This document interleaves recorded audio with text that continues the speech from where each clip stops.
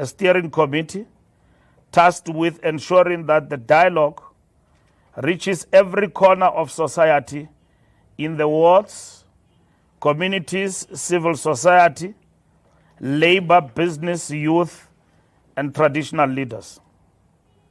Guided by its traditions of dialogue, consensus building, and unity in action, the ANC welcomes this people-driven initiative. The dialogue is a concrete expression of the Freedom Charter's declaration that, I quote, "the people shall govern," close quote, reinforcing the democratic ethos of our nation more than 30 years into freedom. It provides an inclusive platform to break structural bottlenecks that have hindered transformation and development. Attempts to mischaracterize the dialogue as an ANC public relations exercise are rejected with the contempt it deserves.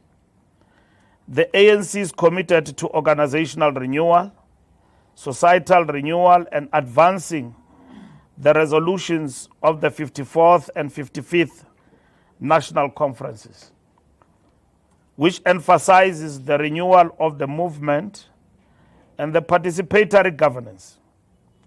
We call on all South Africans, especially workers, the unemployed, women, youth, and the economically excluded, to participate actively in shaping a future South Africa they wish to inherit.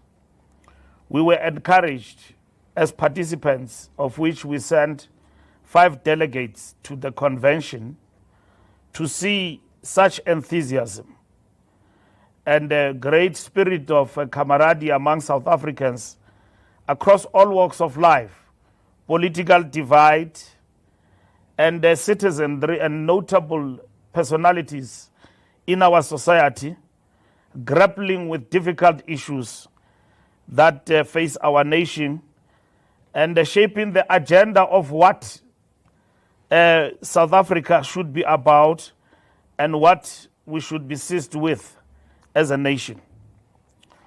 The ANC is deeply concerned about the rise of gangsterism in schools and violence in the transport sector. These challenges speak to a deeper social malaise undermining our communities. In response, the ANC calls for a national campaign to restore the soul of the nation, a mass-based movement involving parents, educators, faith-based organizations, school governing bodies, and community policing forums. This aligns with the ANC's long-standing commitment to moral regeneration and social cohesion. Parents must again become central to the learner education, reclaiming our children from the grip of crime and hopelessness. We call upon our structures, our communities, not onlookers to acts that humiliate teachers in the schools. We must intervene. We must engage. We must support our teachers. We must support our children, who most of the time we see that they are engaged in acts that define the collapse of social fabric of our society. We must not be onlookers. We must participate. Teachers are at the center of shaping a human resource for the country that is South Africa. The ANC condemns the senseless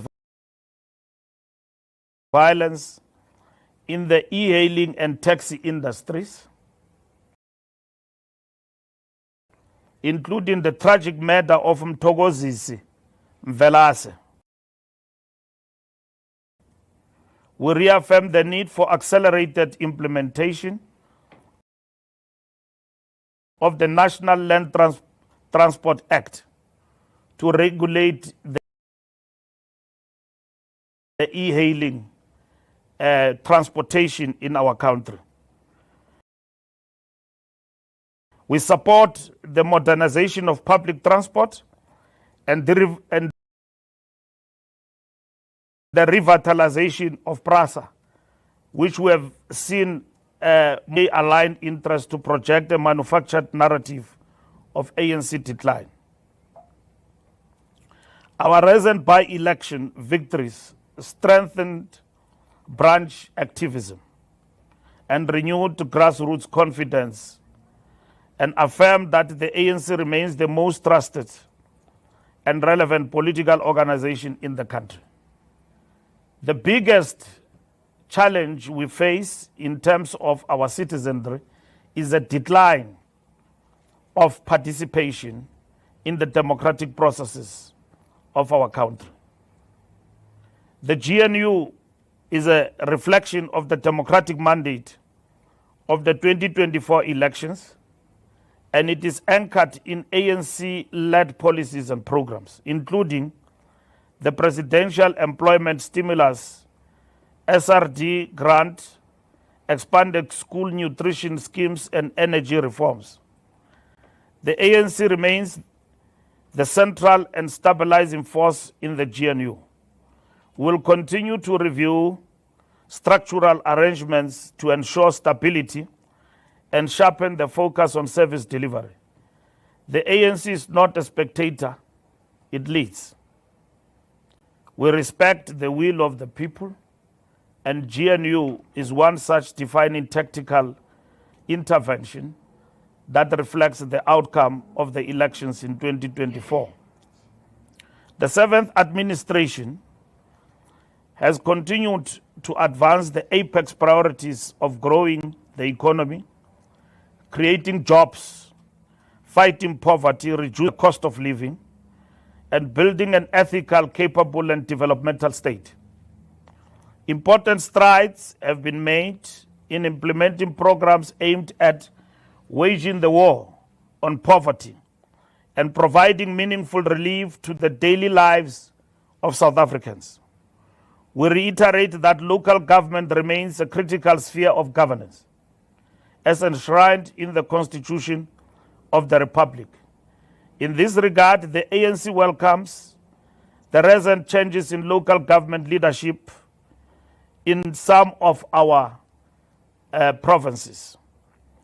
This action reaffirms our commitment to ensuring that service delivery is not undermined or sabotaged in any form. We call on all councillors to desist from acting outside the collective decisions of the ANC, which are aimed at strengthening stability in municipalities and transforming the lives of our people. Flowing from these apex priorities, the ANC is working tirelessly to ensure that service delivery is accelerated and strengthened across all levels of the state.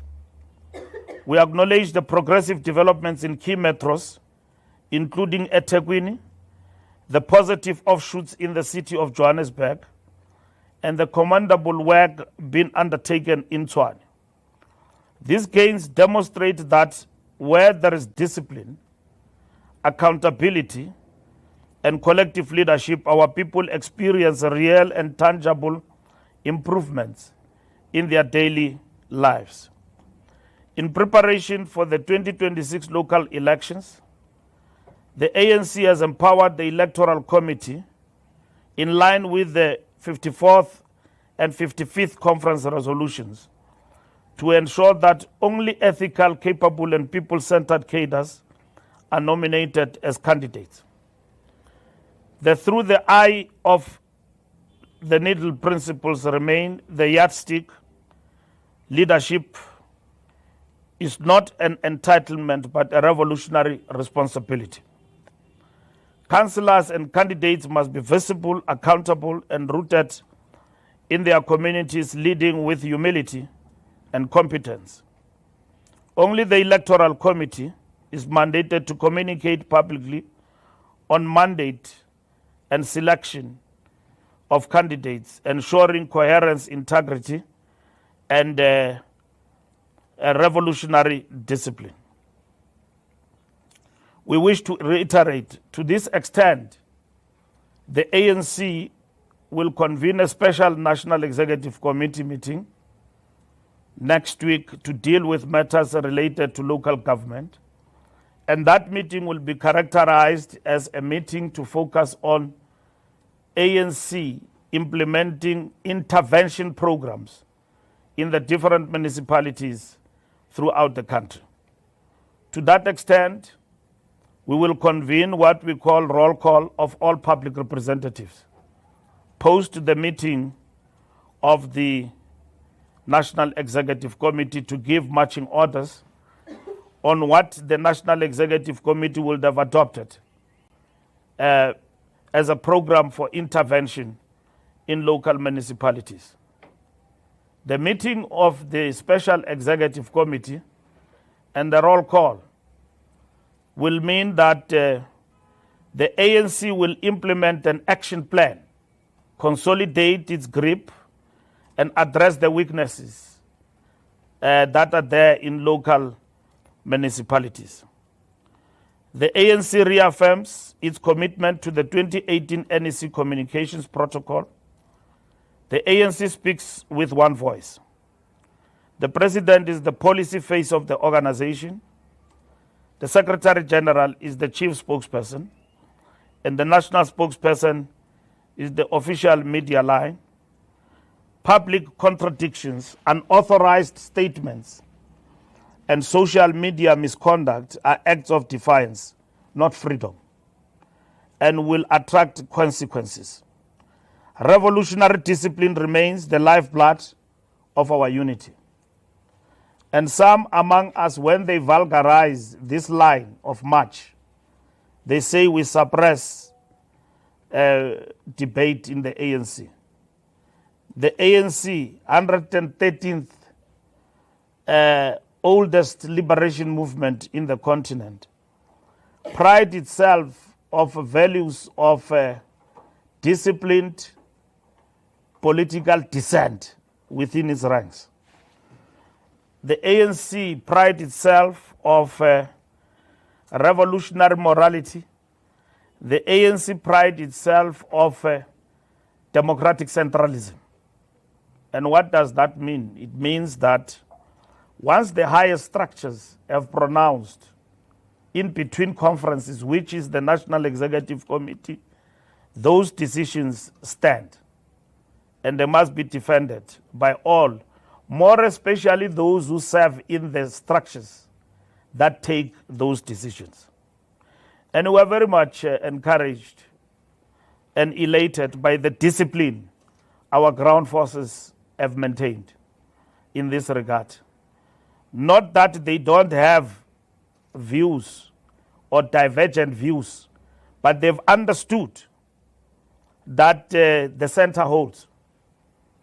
Since we came into office in 2022, all the ill discipline in the organization that you used to witness, except there are sporadic features of that in certain provinces, of which we have seen the lax leadership of the ANC in certain provinces where action has not been taken on acts of discipline, especially towards regional conferences. But over and above that, members of the ANC have maintained the line. Not that they agree with the decisions that have been taken by the NEC, but they've understood that the movement is engulfed in a difficult moment, especially post the 2024 national elections, where we realized the decrease of the ANC in terms of percentage in the national election. And the members of the ANC and leaders of the ANC have maintained the discipline and understood and accepted the direction from the upper structures of the organization. The National Executive Committee recently have re-emphasized that the Secretary General's office must act decisively against ill discipline in the organization. Ill discipline, if it is perpetuated at the national level, that's where we must start as an organization. We've maintained discipline and have also voiced their divergent views in the different platforms where they can. That is why we will engage with members of the organization in the biggest political school towards the General Council on the discussions that shape the strategic way forward for the African National Congress towards the National General Council and beyond. The upcoming National General Council represents a midterm review anchored in the strategy and tactics document and inspired by the Freedom Charter. The NGC will confront the triple challenges of poverty, unemployment, and inequality, and propose bold steps for the fourth decade of freedom. The base document, rooted in resolutions of the 55th Conference, calls for societal renewal by putting people at the center of development, organizational renewal through cadre development, political education, and ethical leadership, ideological renewal to restore the ANC's moral authority and reclaim trust, defining South Africa's future in progressive, people-centered terms. This discussion document will be launched this weekend in regional meetings and published in Umkhabulu, wider engagement in the structures of the organization. The ANC welcomes progress in African-led peace initiatives on the Russia-Ukraine conflict by our principles of non-alignment, peaceful resolution of disputes, and a progressive internationalism. We commend President Ramaphosa and the ANC subcommittee on international relations for advancing dialogue and positioning Africa as a force for peace. The ANC reaffirms that a lasting resolution requires global powers, including NATO and the EU, to place human dignity above external power struggles. South Africa, alongside fellow African nations, will continue to contribute to global peace and justice in line with ANC internationalist traditions.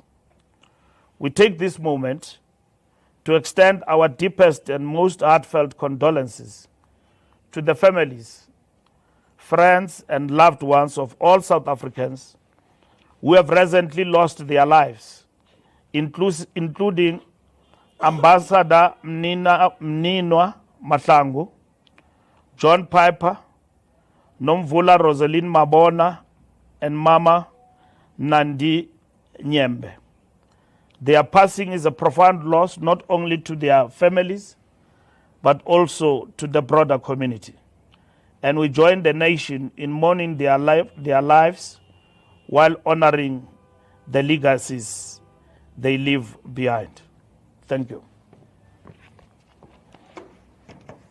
Thank you very much, SG, for that statement. And I'm going to quickly turn to you, colleagues, foreign engagement. I'll start here. SABC. Newsroom. Samkele Masego from the SABC. Mr. Mbalula. Samkele Masego from the SABC. Mr. Mbalula, two questions. First and foremost, on the issues pertaining to the national dialogue, the supposed perceived standoff that is there between former President Mbeki and President Ramaphosa, what would you attribute that particular seemingly standoff where it may be perceived as if the former president is undermining the current sitting head of state for him not to be part of a national dialogue that ultimately speaks about his administration and previous administrations. What would you recall or characterize this particular standoff between these two gentlemen who are, one is an ex-officio member of your NEC and one who's an NEC member currently? Your national chairperson, Kwede Mantashe, characterized it as someone who's failing to let go of the handle whilst he's no longer in power. Then secondly, on the regional conferences, what's the update on the report of the team that was set up to investigate the regional conferences that took place in Limpopo? What is the status of that report? Have you finalized it? What is the verdict on that particular report? Then lastly, on the issues pertaining to the geopolitics, particularly around President Ramaphosa, the United States, Russia, Ukraine, what was the discussions centralized around with President Vladimir Putin and the EU leaders that President Ramaphosa spoke to last week after getting that report back from President Putin? Thank you. Thank you very much. Let's take it to Newsroom. Zineko Mhlaba from Newsroom Africa. SG, what's your response to public critics made by some members of society and indirectly made by some ANC senior leaders regarding the fact that, or accusing President Ramaphosa of not having capacity to provide leadership to the country under the current circumstances the country is faced with?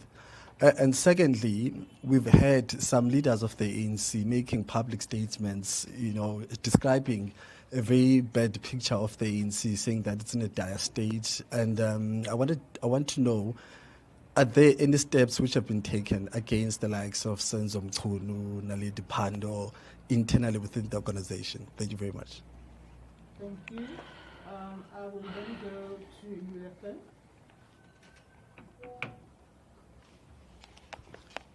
Thank you, Khawalo Magolego from UFM. Just to take forward Zinyoko's question, to be more explicit, how's the ANC reacting to the comments of the former International Affairs Minister, Naledi Pando? It sounded to me that she was saying that it appears that those who are in charge today are asking the public as to what needs to happen instead of providing solutions. And on the dialogue, SG, what is your assessment of what happened, especially with the convention itself? At face value, it looked like a complete chaos, disorganized. The second and third day, the hall was completely empty, apparently after people heard that they were not going to be paid for being participants there. Just your reflection on that one. Yeah, thank you.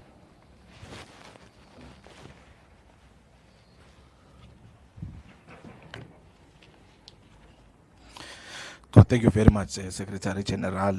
My name is Lunga. I'm from the Mail and Guardian. You spoke now, Secretary General, that you are denouncing what the polls are saying. Would you maybe take us to a point where you can then tell us to say what are the internal polls of the ANC saying? And I'm raising this because of you saying that the ANC is not losing support, but society in general is not really voting. That's why then you find that the ANC is not getting as much support. And secondly, when you came in as a Secretary General, you had made it clear that there would not be an issue of a Casey and Giorgio in the ANC, and the center will hold. Do you feel that there's members, especially senior leaders, who are ill-disciplined and are not allowing you to have that center that holds?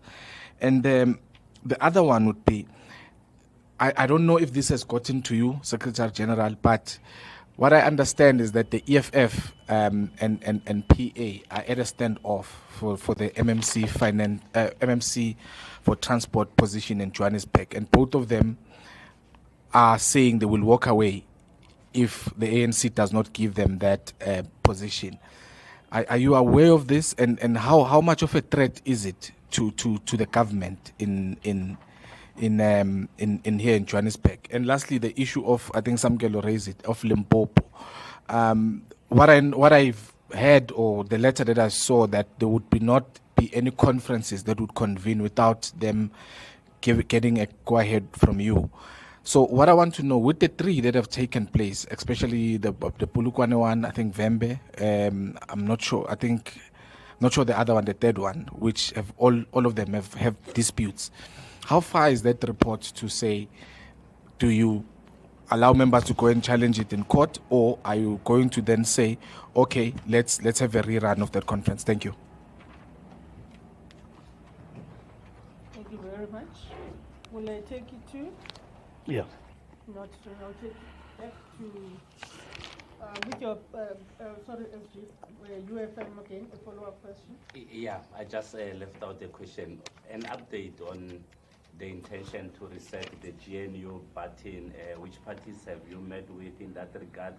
And are you managing to convince those that are already within the coalition? Because we've seen, I think, about 3 of them saying they are opposed to the idea. That is the DA, Rise Mzansi, and Musi Maimani. Whether you've also tried to sell the idea to them, because it seemed like they only learned about it when you had the previous briefing downstairs. And yeah. That would be it for now. Over to you, SG.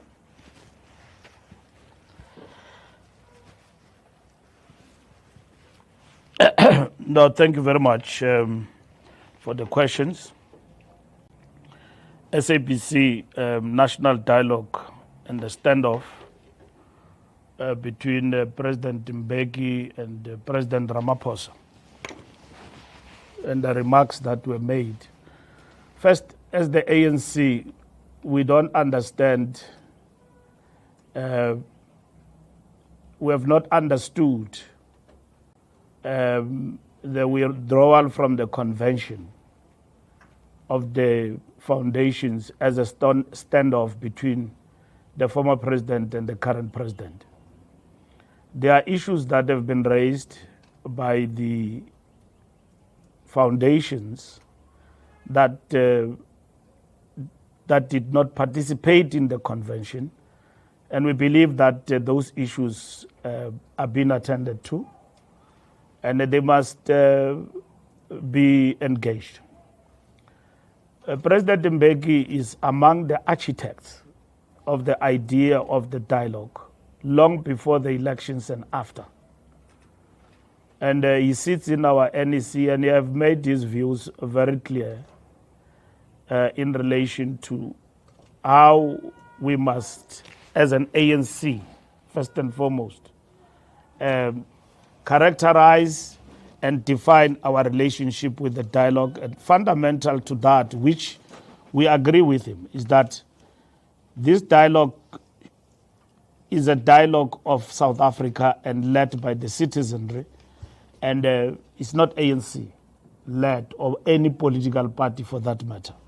So we agree with him with regard to that.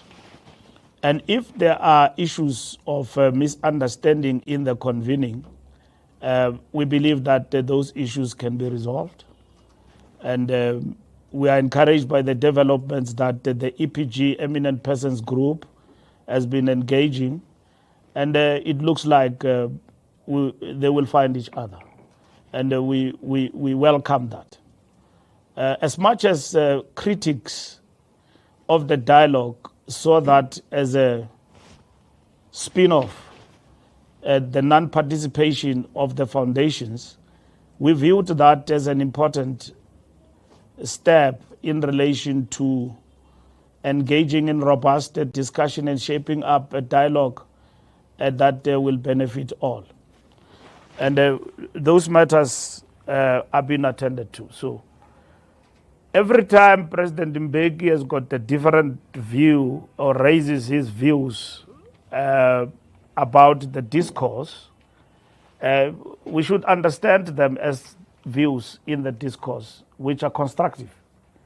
And as the ANC, whether he raised them inside the ANC or outside, we're fortunate to have somebody like him in our terrain, and also robust in terms of engagement. In this instance, we don't view such engagements as a standoff. We believe that these are matters that are important, that must be engaged. And we are encouraged by the fact that there is a light at the end of the tunnel, that those issues will be sorted out that have been raised. We established a task team for Limpopo to address, to understand the concerns that have been raised by members of the ANC in the regional conferences. And those conferences are three. It was Bembe, it was Mopani, and it was Pitamkaba. So the task team was engaging with the issues that have been raised by members of the ANC. We do have checks and balances in the organization, and a conflict resolution mechanism that we have set in place, which are independent. So the task team will look into that, into those issues that members have raised. They will also look into the internal organizational processes that we have set in place with regard to what members of the ANC coming from those conferences have actually raised.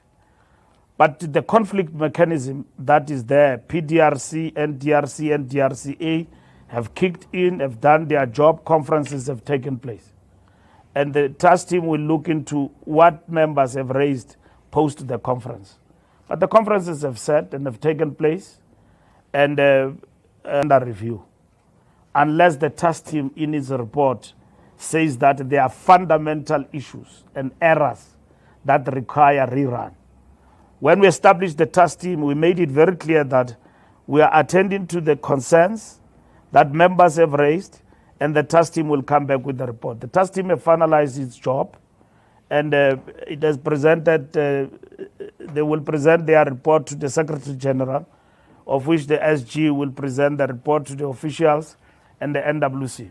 And thereafter, we will brief the structures of the outcome of that task team report. And that's what is going to happen. But the conferences went well, in a nutshell. Of course, there are issues that members of the ANC have raised in relation to that. So over and above our processes, we then had this task team to look at those matters. They will look at all of the issues that members have raised and give a report on the outcome and so on. Vladimir Putin, we defer to government. So we don't want to deal with matters that government is handling quite efficiently at the level of the president and Lamula as our minister of DERCO. And I think those are matters of government leading in relation to our foreign policy. We are encouraged by the fact that as the ANC, non-interference, support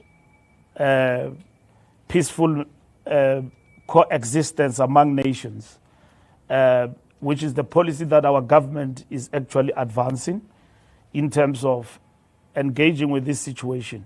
That's what we support in this regard. And we think that, which is what we have reflected in our statement, that the president and our government is doing a great and a very important work in relation to the Russia-Ukraine conflict.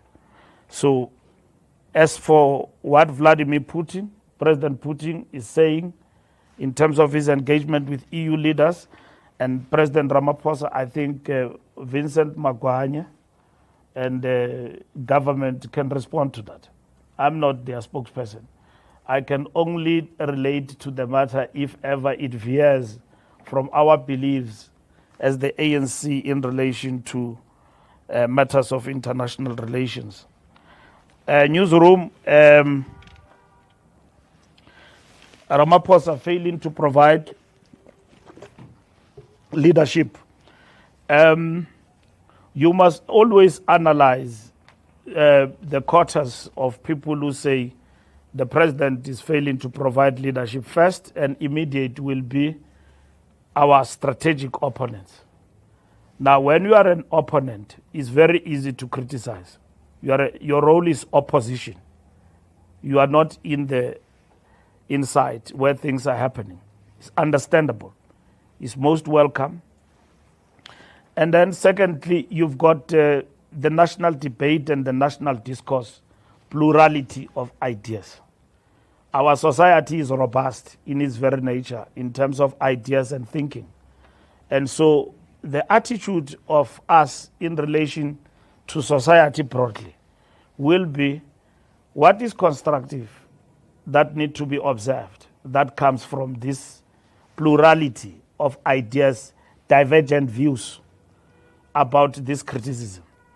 Now, you listen to the criticism, sometimes you don't get as to what is this criticism from sections of our society about the president, which not all, even future president, even if the president may not come from the ANC, will not be loved by everyone. But let's look at what are the fundamentals. This country confronted, when Ramaphosa came in, economic meltdown, big corruption, projected even till today in the public discourse. And then whilst we're dealing with economic recession, global recession, and all of that that affected us, we then had to concur with COVID-19. Now, the question is, how did Ramaphosa's administration, when he came in, dealt with those issues? Of course, first, we will admit that we are not making headways in terms of the economy, which is key, because the economy must create jobs. The economy must do a whole lot of things in order to cushion its citizens. Not everybody wants to be on social security net. People want to work. And then government has got to create these opportunities, working with everybody to create jobs. So we must admit that we've got to accelerate on the question of industrialization as part and parcel of our interventions in the economy. We agreed that must happen. And that agenda must be felt by everybody. We have seen industries disinvesting in our country and all of that at the moment when we thought they will actually come in numbers and invest in our economy. Will you say the president, the 7th administration is failing in that? They are not doing anything about it? I think the critical question is to what extent our social compact, private sector, business and labor, is actually finding expression in the industries to create jobs for our people. And that is what government must roll up the sleeves, all hands on deck to actually accelerate. What have we done with regard to the fight against corruption? We have done a lot. And an account is being given. You might not see people in red overalls, but billions and billions of rands have been recovered. Assets have been freezed of those who are implicated in corruption. Of course, South Africans want to see prominent kingpins implicated in corruption behind the bars. And that's one aspect that means strengthening of institutions of the state which have been eroded over time remains critical in terms of this work. NPA, the Hawks, and all of that need to be strengthened and supported in this fight against corruption. Criminal elements who are implicated in corruption and all of that are sophisticated. You can't have a state that does not have a capacity to bring them to book. And that is why in the reshaping of institutions that have been eroded over time, bringing back scorpions not in name have actually been affected by government. COVID-19, we have always said that the effects of that will see them in the long term, and we are grappling with that. If you go to Sandton now, and then you look at the shops there that have closed down, just in Sandton, if you walk around there, since COVID-19, they've not come back. And the biggest hotel, Michelangelo, and all of that is still closed. It's since closed since COVID-19. So we have said that the ripple effect of that, we'll see it in the long term. But there are positive spin-offs that we see in terms of the economy, in terms of the social compact, that are going to bring back these industries and ensure that there is boom again in the economy. Unless we are able to answer that question and answer it convincingly, otherwise everything else will just become a paper, a resolution. So we need to address that, and government and the president leading from the front are focused on that particular point. Building social cohesion in society and all of that, that program continues in our country under the leadership of the president and the 7th administration. And of course, we are now in the 7th administration under a government of national unity. And we need to address all the challenges, understanding very well that we are not alone in government. We are with others, with divergent and different views in government from what we're pursuing and what we're pursuing as the African National Congress. Coming to the question, and the leadership of the president and of government will always be under scrutiny at all times. It will not only end with one answer in terms of the leadership of the president. It will always be under scrutiny in terms of the good work that government does going forward, and that will reflect on the president and so on. So that work is continuing, whether good or bad, but the scrutiny of leadership of the country, that will always be done. Even if leadership is doing good work, there will be those who say we don't see what is happening in our country. Whereas there is a lot of work that is being undertaken, including in the fight against corruption in South Africa. Steps against Senzo, Malusi, and I don't know why you add Naledi Pandor, because I think you are just distorting what Sis Naledi was saying yesterday. Sis Naledi was reinforcing ANC policy in a public platform, talking about the values of what is expected from ANC members. In the platform where she was talking about Istwalandwe, Umamu Gertrude Shope. So she couldn't have said anything other than what she had to say there, which was correct. That we need a new cadre of renewal, which is correct. What Naledi was saying there. So I read in the newspapers, they say, no, Naledi must be disciplined. For what? Because she's saying the right things. That the leadership of the ANC and its veterans are expected to say, and to remind us all the time that these things have got to happen. Not a leadership that says that you are failing. The leadership that says, stay true to Gertrude Shope. For what Gertrude Shope stood for. That's what Naledi was saying. Unless Mahlengi can educate me, better, that indeed Menaledi deserves a reprimand. But I listened to her, and there's nothing to reprimand there. It's correct.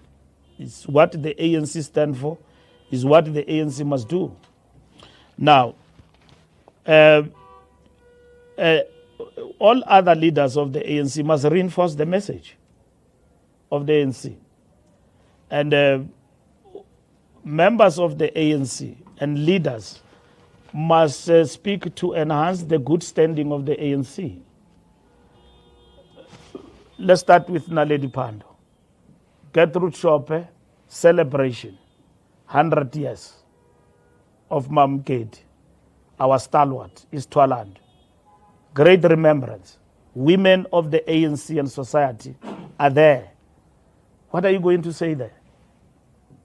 You are supposed to be reminded of this person, what she stood for, and what we need to do. Media was quick to counterpose and distort and use AI about what Mama Naledi was saying when he was talking about leaders and what is expected of leaders, and that leaders must provide answers, and then they must lead from the front, and then they said Ramaphosa. And whereas he was challenging the entire leadership of the ANC and say, we are supposed to provide answers to the people. Isn't it what is expected of us? That is correct. It is expected of us that we must provide answers to the people at all material times, starting from President Ramaphosa downwards, leading from the front. President Ramaphosa can't provide answers alone. He provides leadership from the answers that are given by the collective he leads with. And if President Ramaphosa come across as not giving answers, it's a reflection on our collective as a leadership. If anyone were to say that, it's a reflection on us as a leadership. And in this particular instance, to very complex issues that confront us as a movement today, it is important that the leadership must be agile, must be dynamic. And we can only do that through collective brain, not alone. Coming together and say, here is a problem of unemployment. How do we overcome that? And then if leadership have reached inertia in terms of thinking, ceiling, then it's a reflection on the common, it's a reflection on the leadership. So, Mama Naledi Pandor did not veer anyhow from what is expected from her as a leader and a veteran of the ANC. She spoke like a veteran on the occasion that honored the veteran of the ANC. In my view, she was not even most quoted, she was distorted, to say the least. Because if you take a piece of something from what somebody says and then put it in a gossip column, you will not get the result. Look at it in its totality and the context of what this person was saying. I've listened to her. She said all the right things of what needs to be done. She was not critical of the ANC. She was in fact articulating the renewal project of the ANC. Now, if you are a member of the National Executive Committee of the ANC, the NEC takes a decision and say, GNU is a tactical maneuver and intervention. NEC, you are a member. And then the media says, you said this GNU you did not agree with. You don't want it. You don't want the DA. Who likes the DA? We don't like the DA. We don't like the GNU. But GNU is a tactical maneuver out of many other options on the table. And everybody, as we characterize it right from the onset, that it brings on board not necessarily people who agrees, but it brings on board people ideologically who are on the opposite, including the DA. All the political parties who are there are ideologically on the opposites. Majority of them are opponents of the ANC, including the DA, Freedom Front Plus, and all other parties that are there. Very few chose not to come in for their own reasons. But we have said as the ANC, GNU is not a strategic end, it's a tactical maneuver. It means at some point it will come to an end. If it comes to an end, the GNU, because others decide to withdraw, all of them, and leave the GNU, that will be fine. But GNU, from where we stand, will come to an end because the masses will define what must happen for this country. And the ANC chose the path of the GNU.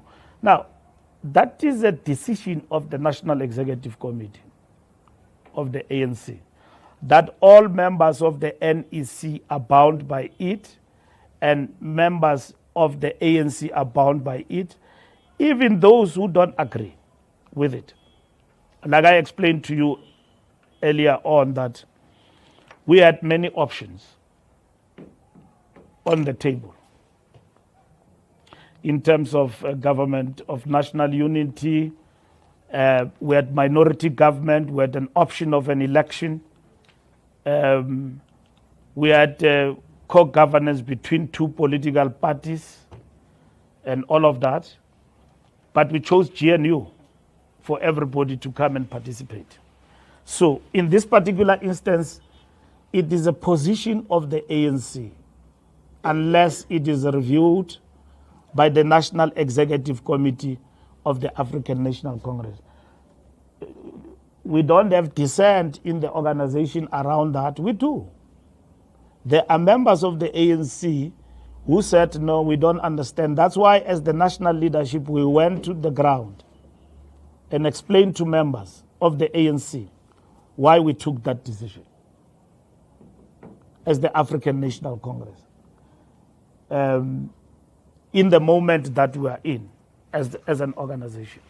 So members of the National Executive Committee have got a burden unto themselves to explain this difficult decision of the organization. In 1990, the ANC goes to Groote and meet with the apartheid regime and pronounce on the Groote Minute. And Chris Hani is in Transkei, confined there by the apartheid regime and all of that. And then well looked after there by General Olomisa. And then he wake up as a leader of the ANC.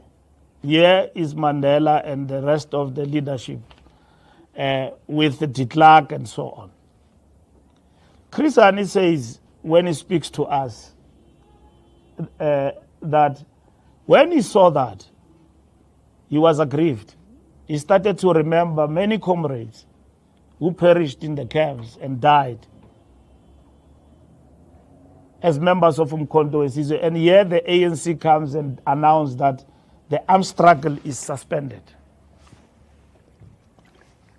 It was even before the Groote Minute, I think.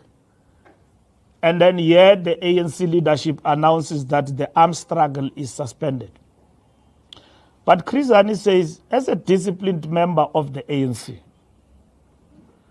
I had to abide by the decision that I was uncomfortable with. Okay? That decision was uncomfortable. Chris Hani says that the Chief of Staff of Umkhonto we Sizwe, a member of the National Executive Committee of the ANC, the General Secretary of the South African Communist Party. Now, the ANC arrives at the elections in 2024 and then achieves 40%. How do you govern with 40%? Are you going to reset the button, start the elections, and do all of those things? The organization says, no, we don't go for Grand Coalition, we go for GNU, which must actually take us over the line and defend the National Democratic Revolution. Now, leave the title. Let's look at the GNU and the NDR today. Has the NDR been suffocated by GNU? To a certain extent, yes. It has suffered a setback because we can no longer take decisions that we wanted to take to accelerate transformation on our own. Even passing the budget, you could see.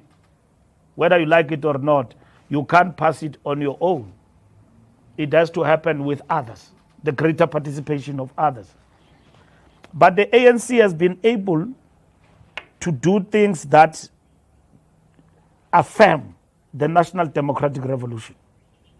Somebody writes on social media and say, I don't understand how this becomes a sellout position when this government have implemented NHI, have implemented Bella Bill, and is going on, and then expropriation. Why we are hated today by sections of our society, and if you look at those sections, are people who are anti-transformation.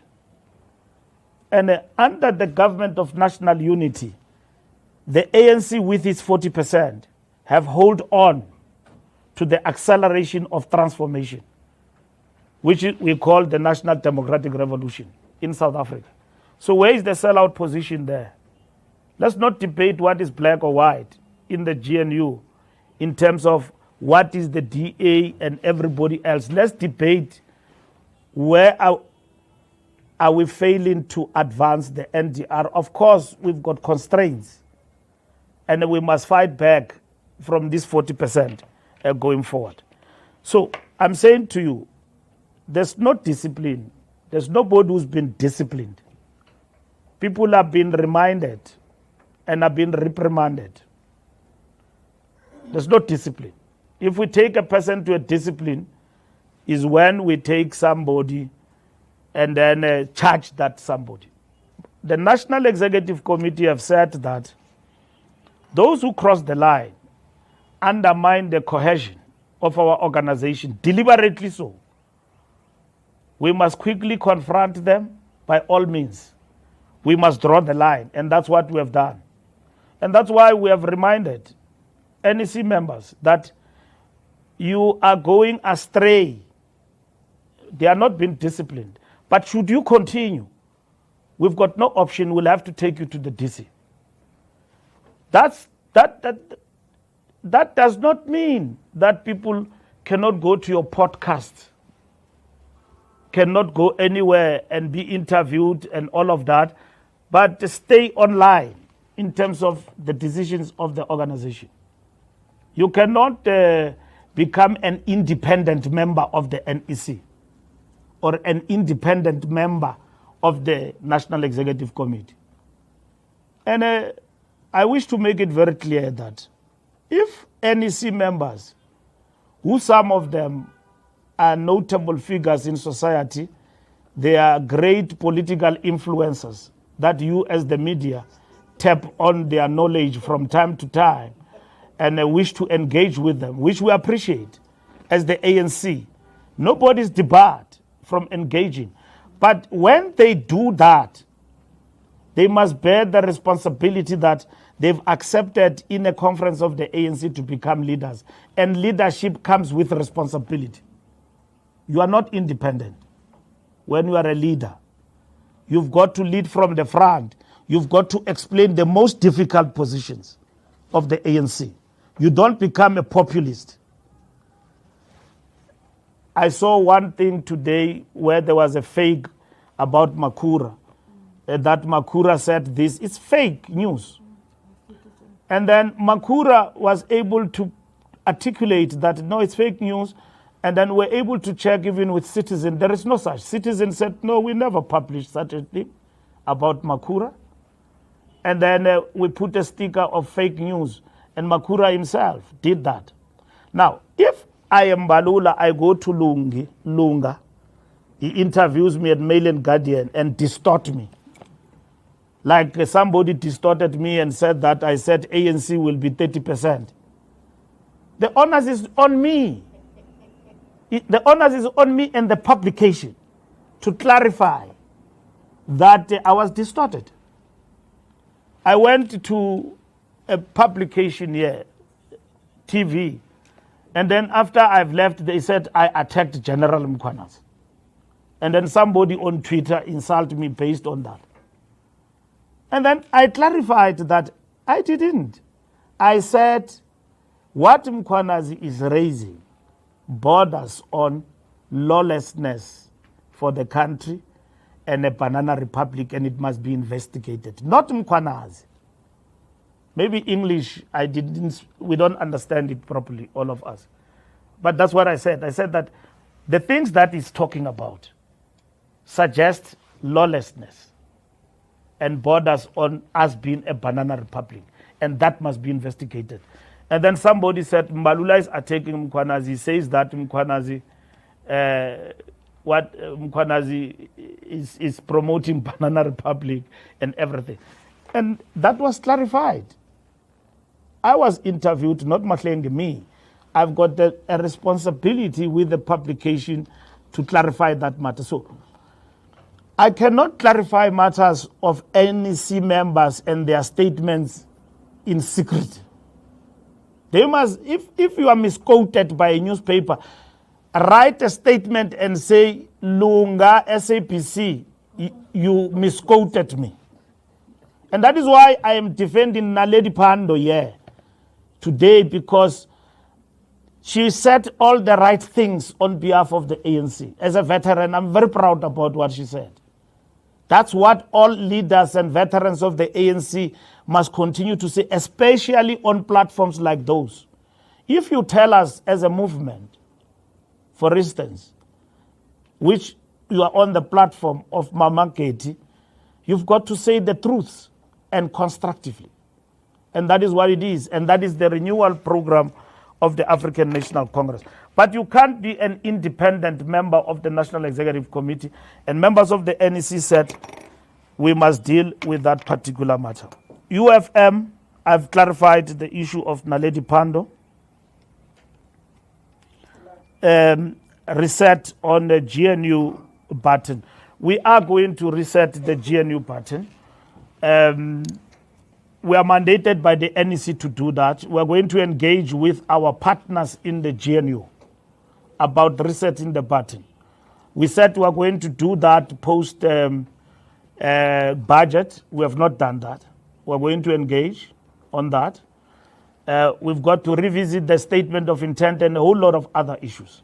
So in the next 2 weeks, we are going to be engaged in intense discussions. We don't have a GNU with one party. You can have ANC and maybe followed by DA and others, but we've got a GNU of 10 political parties. And that's where we are going. And then we will also engage with those who are not part of the GNU. And that's what is important for us. But resetting the button means talking to everyone. Mail and Guardian, polls. We are not arguing with polls. But if, as newspapers, you take a DA poll and then you call it a DA poll, and then you say the DA says no, Paul says this, and I saw Helen Zille was saying that that is inaccurate. That's what we are attacking, not polls. And we simply define the fact that other polls, we know where they are embedded. They are not as innocent as they are. You know, they come from different think tanks. It's like going to university, you are taught by a professor who believes in neoliberalism, or a lecturer who believes in neoliberalism and all of that. You will not be in a position to dissect that this is neoliberalism. You may get degrees and all of that and so on, but what we have been taught is neoliberalism. And you need to acquire knowledge and skills in order to be in a position to say, but I hold a different ideological perspective from this. I don't believe the world will realize equitability through this ideology. Okay? We differ from there. Others are left, others are right wing, and all of that. But so what we are able to dissect is that we've got the tools of analysis that enable us to see what is neoliberal, what is left, and all of that. And me, I subscribe to this. And some of these policies and ideologies have failed elsewhere. And in this particular instance, we had to go back and reset the button to say what is the best going forward. Even countries have evolved and so on and so on. So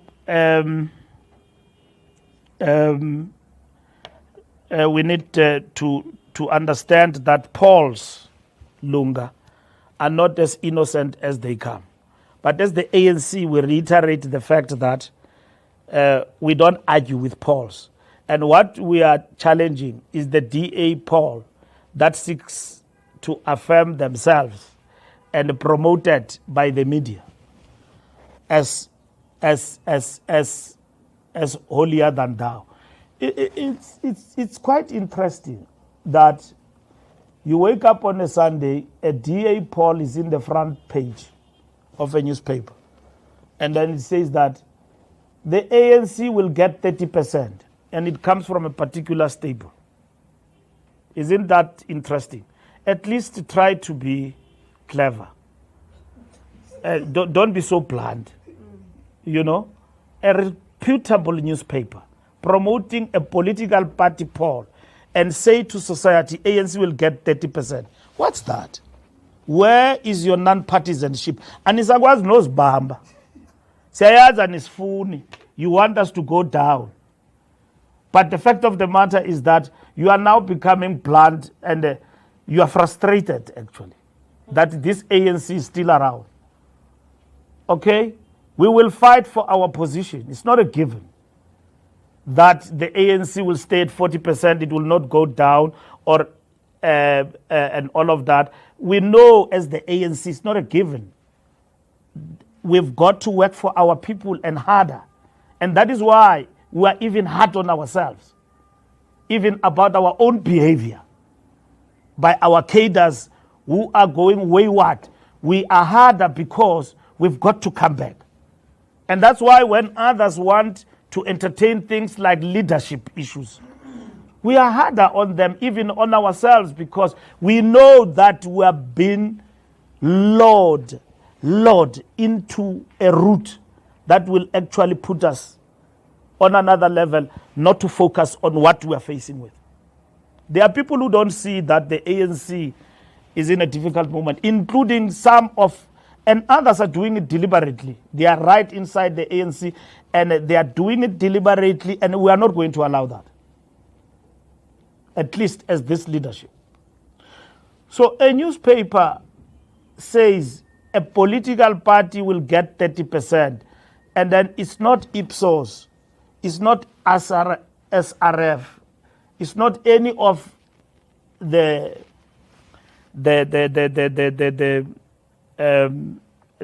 research institutions out there. It's a political party. So will you, if I give you a poll, Lunga, you ask me, what does the ANC poll? We are starting from September.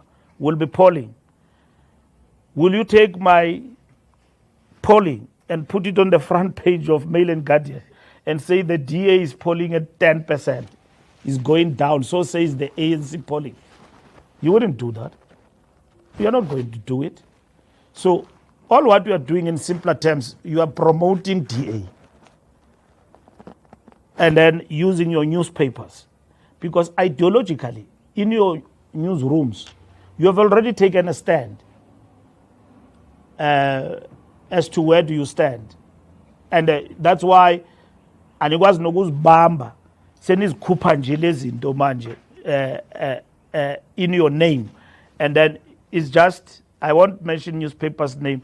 It's a newspaper name, and then you just put it there. And then it's credible in the eyes of the voters that the ANC is going down.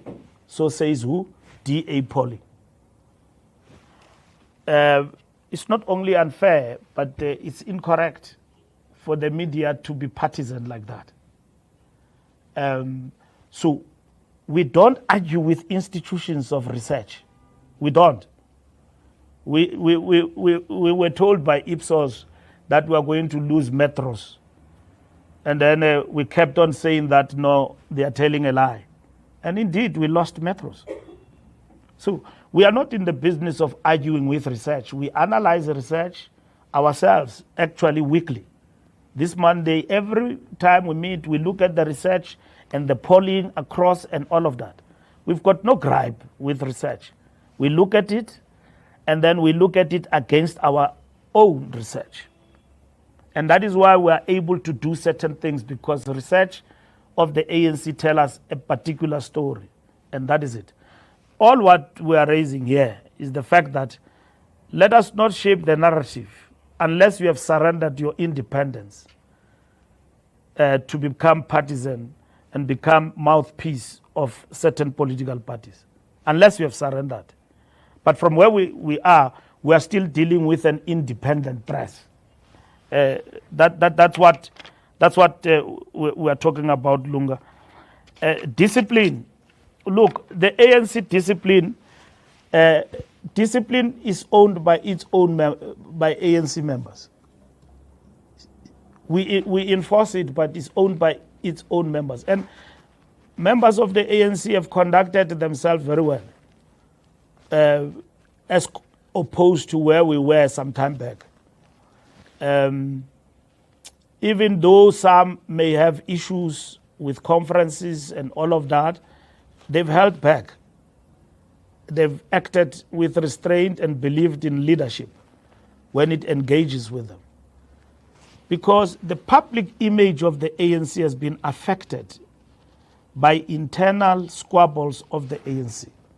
Research tells us that South Africans are tired of ANC infighting. And we have reduced on that. That people of the ANC go to a BGM and miss each other with chairs in the BGM. It gives us a wrong image. It happens in Polokwane, recently in a conference. There was a few members of the ANC who fought there and then gave us a bad image. And you media covered that extensively. So we have had to deal with that from a point of view of discipline, because that's when we have to enforce the party discipline. But discipline, how we understand it, political discipline, is that a member of the ANC must embrace discipline. You must assimilate. It must be in you. You must know, like an ordinary folk who go to a church like ZCC or Zion, no, that you don't have to tell them about discipline. Magafaki spell it. It's a definition of discipline. You already know that this person will not do the following practices.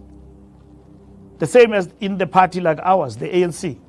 An ANC member, I was talking to somebody who's an ANC member, who marched in front of council offices and insulted ANC councillors who are his comrades, and a horrible swearing, right? And then you expect, and wearing an ANC t-shirt. And there was another one who was having a lot of money with our t-shirt and then dancing like this. And then when I asked him, what are you doing? He said, no, he got the money from the casino. He was just having fun. I said, but an ANC member with the t-shirt, and that t-shirt went viral. I mean, that video of an ANC member with a t-shirt and a lot of money, you know, almost like these chaps, bama-taxi, abajayiva ngemali. And bayayisebenzela bona ke imali yabo because bayithole emateksini. Yena siyazi uthi uyithole emchinini we casino. and all of that. So that's the image of the ANC. So the province, the region, the branch have had to prevail on that member and discipline him. But you don't just discipline, you educate him that, comrade, you don't do that as an ANC member and you expect society to follow you, to follow this party of gangsters who are dancing with money and going around and competing with thugs in the social space and all of that, wearing the t-shirts of the ANC. Their discipline must prevail. When you go out as a member of the ANC, deliberately, wide open, you go out of your way, you go to podcasts and do things. I mean, even this podcast must be regulated. The things that are happening in those podcasts and things that get to be said there, and our kids and the many children that are coming and all of that, there's no what is that button that you press when you are swearing on TV? Censorship. There's no censorship there. And these things are all over the place. Things that they say there are unbelievable. They are completely unbelievable. It's not only religious people who see moral things. I mean, as you grow up, you begin to say, but this thing, if my child or my sisters or whatever sees this thing, and then you think now you are going to win the war against GBV. When women are called with names in podcasts, and then you think that winning the war against GBV is physical. No, it's psychological. How you characterize, and it's normal. Women have been denigrated, sexual objects. You think it goes into the mentality of others that this is how you must treat a woman. And when women are abused, you start blaming everyone under the sun. You forget the impact of this podcast. What they do. No press button. No censorship. And then that is it. And then you say is the coolest thing that must happen. Any society that does not have limits, will never grow. We will become any into tomorrow. You know, these things, we must look at them beyond ANC, DA, EFF. Look at them as South Africa. This is what this dialogue should be about. Those are the things we must talk about. Is it correct that sibene podcast njengomlevelele kuyathukiswa nje, a guy wakes up people and his boyfriend, they talk about izinto nje ungasokwazi ukuthetha ngazo esidlangalaleni. There's no press button. You go to WhatsApp, you go to social media, these things are there. They are playing themselves out and all of that. Now, is this the society we want? I don't think so. Look, the PA and EFF standoff, our comrades in Gauteng have been engaging with this. We are going to engage as well. We don't understand this standoff because Kenny resigned in the municipality and left a position of transport that belonged to PA in terms of agreement of a coalition government in Johannesburg. So when Kenny leaves, PA brings a replacement to Kenny. Why then there should be a fight about who replaces Kenny in the position of transport? We must settle that issue among ourselves as partners in Johannesburg. EFF, ANC, PA, and everybody, we need to talk among ourselves around that and sort it out because it's an unnecessary fight.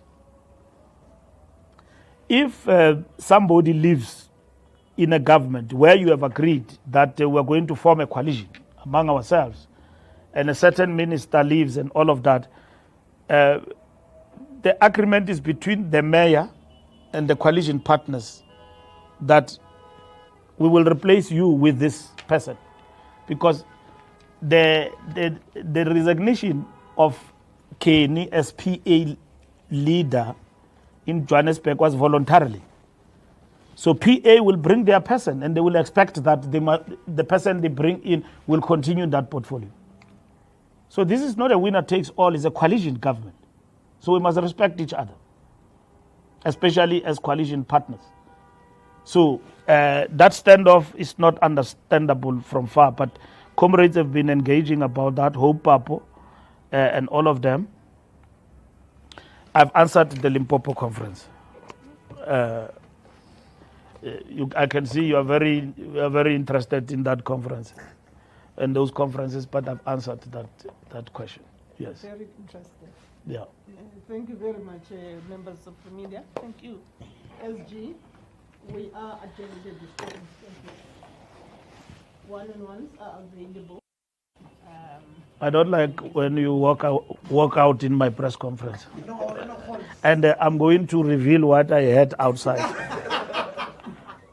between you and Lunga.